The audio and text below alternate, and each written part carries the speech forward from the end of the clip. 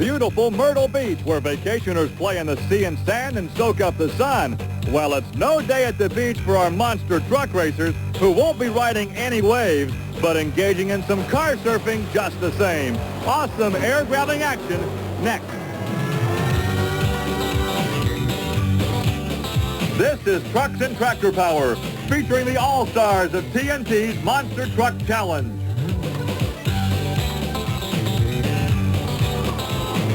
Welcome to Trucks and Tractor Power on the Nashville Network.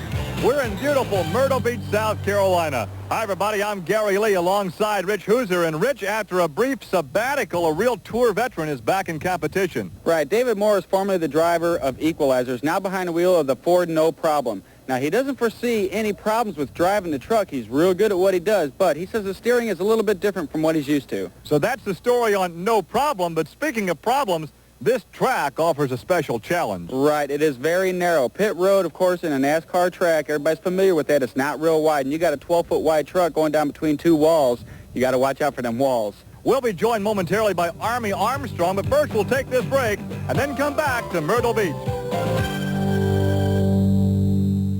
In Myrtle Beach, South Carolina, the stock car racing has been replaced by side-by-side monster truck racing. We have qualified, but one truck that will not see action will be the popular Gravedigger. Here's Army Armstrong. Dennis Anderson, one of the crowd favorites. Word we're getting is you're not going to make this first round. No, I'm not, Army. You know, we had some problems earlier and with the gearbox, and we went out and tested the truck. The gear stripped in the box and it put a lot of strain on the transmission. And when I got ready to pull up to qualify, I noticed second gear had a weird noise in it. So I come off the line pretty easy. Then I hammered the truck in drive.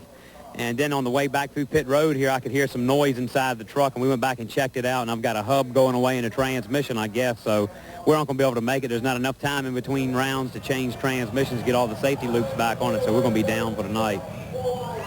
So a disappointment for the fans of Dennis Anderson's Gravedigger. A 10-truck shootout side-by-side. The first round Equalizer, Mopar Magic. No problem with David Morris driving against Wild Hare. And King Kong will take on the Jersey Outlaw. We'll also have Bigfoot against Micro Machines. And the Carolina Crusher going head-to-head with Clydesdale. Here is Greg Holbrook, the driver of Equalizer, the truck that won the national title 1 year ago. His competition, round one, Gary Wiggins and Mopar Magic. And by virtue of being the fast qualifier, Equalizer has lane choice. He takes the lane nearest the camera. And Greg Holbrook picks up the victory. He did a great job. He stayed in between the walls. He had no problems there. But you can't say that's going to happen all night long, because every round these guys get faster and faster. Now, Mopar Magic did an excellent job of staying straight, but he's just a little shy in the horsepower. The Holbrook advances. The fastest a problem here on Mopar Magic. Look at the drive shaft. He has busted the front drive shaft. It happened at the very end, so it did not affect his run in any way, but he did spit out that front drive shaft right after the second jump. We started to say that the three fastest losers from round one will advance in this 10-truck format, so some of those guys that lose will have a chance to continue on if they're quick enough down the run. Here's David Morris, the defending national champion. He drove Equalizer 1 year ago, the new driver of No Problem. And today, his competition, round one, Marvin Smith, Wild Hare out of Arnold, Missouri. So it's Chevrolet pickup against Ford Bronco.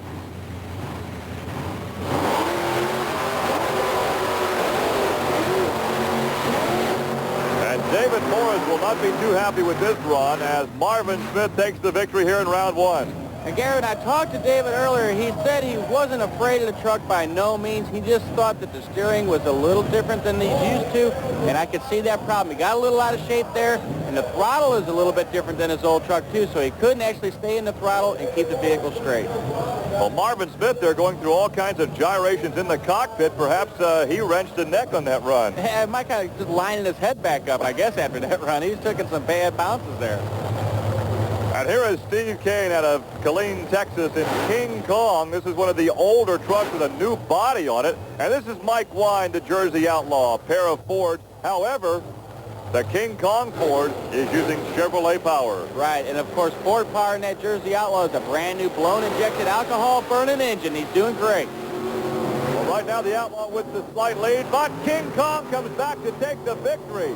Oh, the Jersey Outlaw had the whole shot, but Steve Kane came back to win it. It was very close down here, Gary. I thought the Outlaw was going to beat him because he was side by side a little bit ahead, but right there at the last set of cars is where Kong just took the lead by a tire length. This thing tonight's kind of like riding a rocket ship down a bowling alley, and you got to just go right down the middle of this thing? Yeah, this course is going away, Army. It's, you know, there's big holes in cars and stuff like that. The ramps are shooting you off one way or the other, you know. You just got to go out there and you just got to try to hold the truck straight and just go, you know, as fast as you can.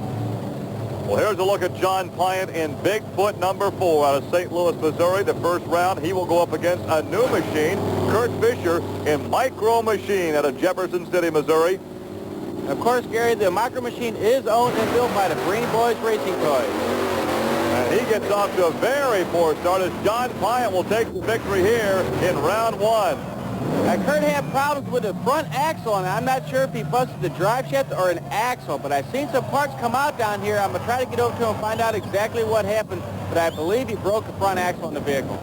Well, John Pyatt drives Bigfoot number 4 as we take a look at the ex-rodeo rider with the black cowboy hat, Bennett Clark, in the pink Clydesdale Chevrolet, and his opposition round 1, the Carolina Crusher with Gary Porter. As they stage these vehicles, Carolina Crusher there on the right, Clydesdale on the left.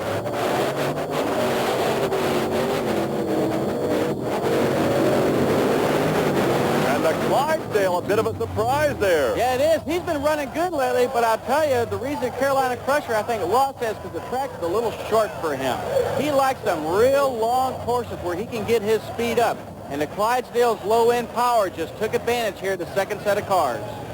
So the pink Chevrolet pickup truck, the Clydesdale, advances to round 2 as we take a look at his lucky horseshoe. Remember, the fastest 3 losers of round 1 will have a chance to advance to round 2. Here now are the pairings for round 2 competition here in Myrtle Beach. Equalizer will face Wild Hare. Carolina Crusher, by virtue of being the 3rd fast loser, gets to continue on against King Kong. And the fast loser, Jersey Outlaw, will take on Clydesdale. Mopar Magic, they're working on that drive shaft back in the pit area. He will take on Bigfoot. Ready now for second round action. Greg Holbrook lines up in Equalizer out of Lebanon, Tennessee. His foe will be Arnold, Missouri's Marvin Smith in Wild Hare. This ought to be a good run here. Both of these trucks have been running exceptionally well tonight, Gary, so it's anybody's race.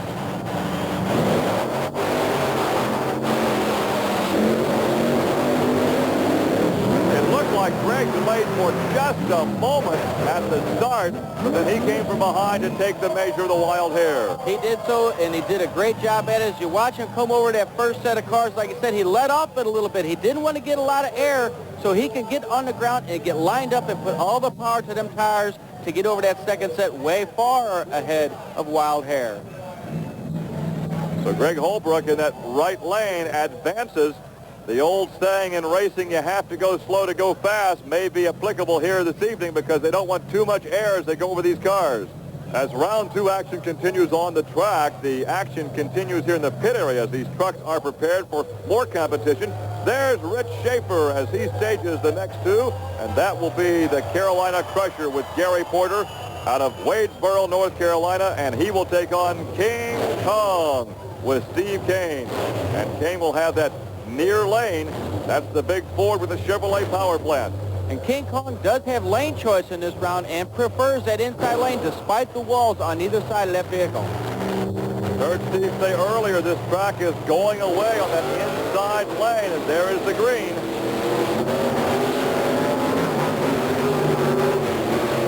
Gary Kong's in trouble down here. Oh, he wipes out the side. He's trying to keep it on all fours. Upside down on fire on top of some police cars. Let's see if Steve Kane can extricate himself from this wrecked King Kong. There he runs. He runs out the back. He apparently is all right. But look at the carnage down here in the infield. The fans running down there. But there is Steve Kane. He is okay. We can see the smoke from the fire extinguishers. Total devastation down here in the infield. Kane walks away. He's collecting his thoughts, shakes his head, and he's all right. There's Arnold, Missouri's Marvin Smith over to say, are you okay, Steve? Steve again shakes his head. He is okay. All right, let's see if Army Armstrong can make his way over to talk to Steve Kane at that frightening ride after the run here in round 2. First of all, are you okay? Yeah, I'm fine, Army. You have any idea what happened? When I come over that second set of cars, it got really squirrely on me, and it looked to me like I was going to hit it for that wall, so I was trying to compensate for it when I was, before I hit the ground, turn the wheel a little bit. And I think I turned the wheel just a little bit too much, and, when she hit the ground, that front end really hooked up, and It looked to me like when you turn the wheel, the right front hit the ground, but at that time, the left front wheel was up on the rail. Is that what could have thrown you over this thing? When you got the left wheel onto the rail, it looked like you're really in trouble. Yeah, I think that's, I really don't know. Everything was happening so fast, I'd have to look at the video, but I'd say that'd be about right. That front tire hit that rail and everything. Well, we've been talking in the sport about how you drivers have to do something that's almost unnatural. That is, when you get in trouble, you have to gas the engine. That's exactly what you did. I cannot think of anything you could have done different to get out of that situation. Well, I don't know. I seen that sign coming up, and all I was trying to do was get it turned back over on its wheels, but nothing worked, I'm glad you're okay. We'll see you next week. We'll see. Take a lot of work to get that truck ready. He was working hard in the cockpit, but eventually he just tucked and went for a ride to hang on. I don't know if those squad cars were illegally parked, but that'll be an expensive parking ticket. Well, one thing you can see in between the one police car there is how he got out of that vehicle. He came out, which is the driver's side, upside down, though, and that gave him enough room to shoot out from behind the vehicle to get to safety. Now, as we watch here what happens, right there at the second set of cars, he's doing fine, but he takes a bad hop right here when he lands. It starts to throw him sideways. He tries to power out of it. You can see the acceleration from the exhaust coming out of the headers, but here he just got out of control. The sparks are just from the flexing of the vehicle and the drive shaft and everything causing those sparks. Now, that could have ignited that fire. Is just some fuel coming out because the fuel tank is in the back of the vehicle. But onboard fire extinguishers, he hit some, and everybody, the safety crew, was over there to put the fire out immediately. Well, the fans are still standing here at Myrtle Beach, and the wreckage down there in the infield. 2 squad cars, a pickup truck, and we can see right there highlighted, this is where Steve actually comes out behind the truck, and he was all right. But again, quick reactions on his part and the part of the safety crew. No injuries here, but a lot of devastation. A good look at that one squad car right there. King Kong upside down right between 2 squad cars. He did a good job of driving considering, Gary. He come over that hill and you've seen the acceleration of the vehicle trying to pull it out, but when he found out there was nothing he could do, he just held on. Well, it may take a few minutes to clean up the wreckage from this spectacular crash of Steve Kane and King Kong. We'll take this break and come back to Myrtle Beach, South Carolina.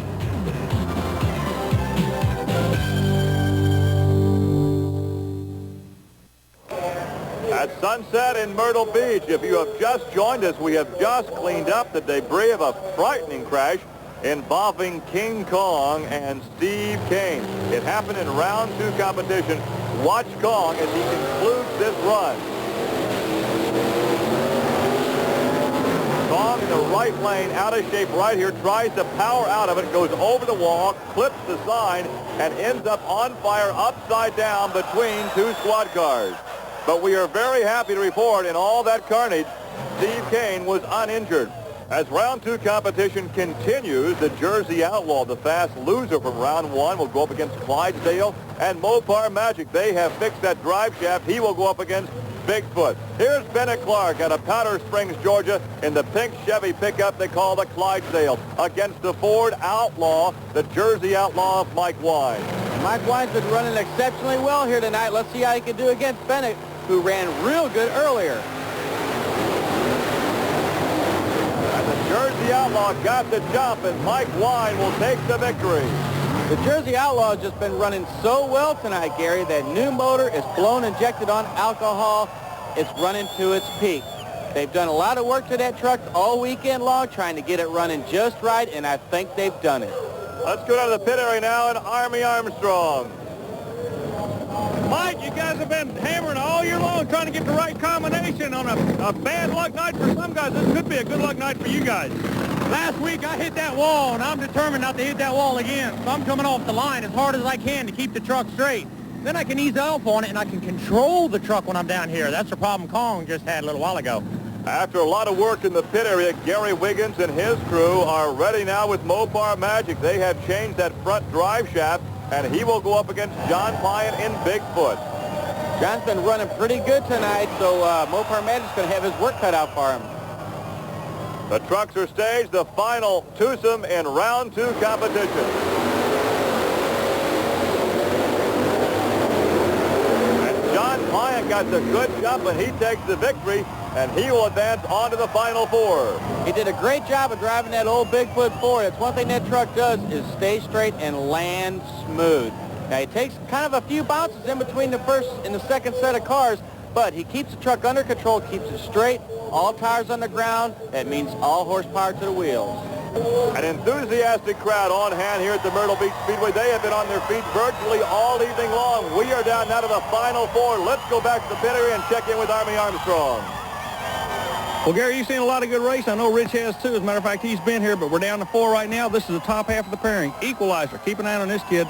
He could have the hot hand. He's got a lot of confidence. Goes against the Carolina Crusher. Crusher's not even supposed to be here. Lady Luck has gotten him that far. He was running against the Texas truck a moment ago. When it went on his head, he comes back by the brake rule. That's the top half of the field. To the bottom half of the field, Bigfoot 4. Trying to go out in a blaze of glory. He's got to get through one more round to get to the final. Who does he draw in this round? The brand new Outlaw Ford. Back to you guys. Well, Army, here's the team from Tennessee. Greg Holbrook, an equalizer out of Lebanon, and he will take on Gary Porter's Carolina Crusher out of Wadesboro, North Carolina. The winner advances to the championship.